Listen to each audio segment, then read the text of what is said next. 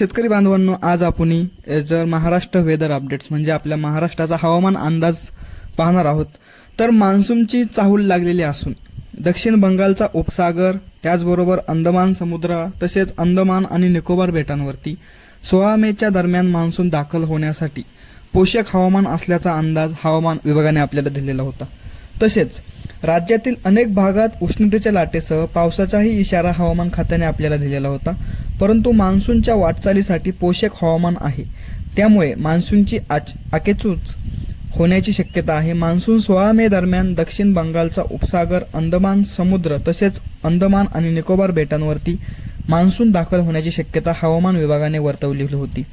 नैऋत्य बंगालच्या उपसागरात ठळक कमी दाबाचे क्षेत्र सक्रिय होते. त्याला लागून समुद्र सपाटीपासून 5.8 किलोमीटर उंचीपर्यंतचे चक्राकार वाऱ्यांची स्थिती आहे.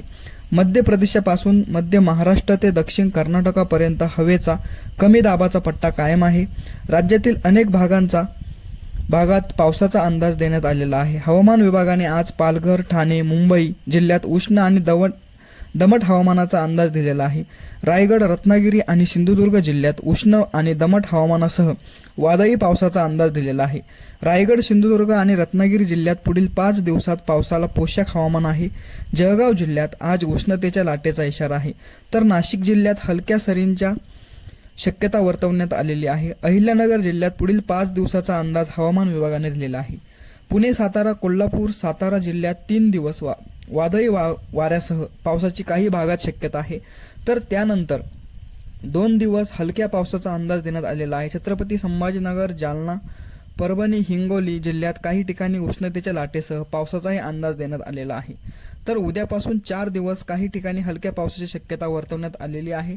धाराशिव, नांदेड, लातूर जिल्ह्यात पुढील 4 दिवस वादळी पावसाची शक्यता वर्तवण्यात आलेली आहे. त्याचबरोबर अकोला येथे देशातील सर्वाधिक तापमानाची नोंद झालेली आहे. अकोला येथे आज 45.9 अंश सेल्सिअस तापमान नोंदले गेलेले आहे. अकोला, अमरावती, वर्धा आणि नागपूर जिल्ह्यात पुढील 5 दिवस काही ठिकाणी उष्णतेच्या लाटेंचा अंदाज देण्यात आलेला आहे. तर शेतकरी मित्रांनो, अशाच हवामान